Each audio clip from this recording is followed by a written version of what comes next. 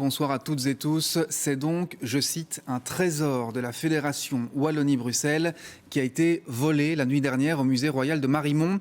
Une jarre datant de l'époque impériale chinoise, un bien jugé inestimable.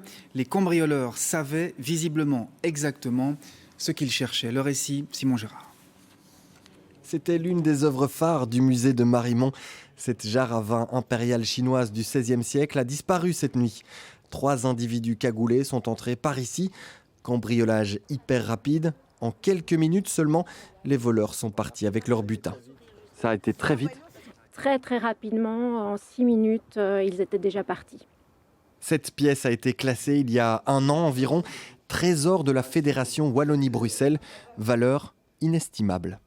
C'est vraiment une pièce exceptionnelle, très rare en Occident.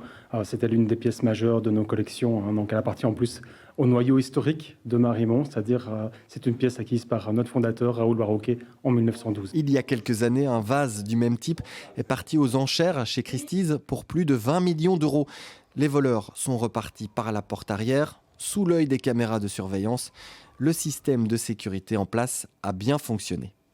Notre service de gardiennage a fait ce qu'il fallait et a enclenché la procédure à suivre. La police est intervenue, est arrivée sur les lieux, mais malheureusement, les malfrats étaient déjà partis.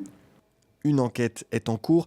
Le vol a été visiblement très bien préparé et les cambrioleurs très bien renseignés. Ça ressemble vraiment à un vol ciblé. Ils savaient exactement où se trouvait la pièce, dans quelle salle elle était exposée. Donc oui, ça en a tout l'air en tout cas.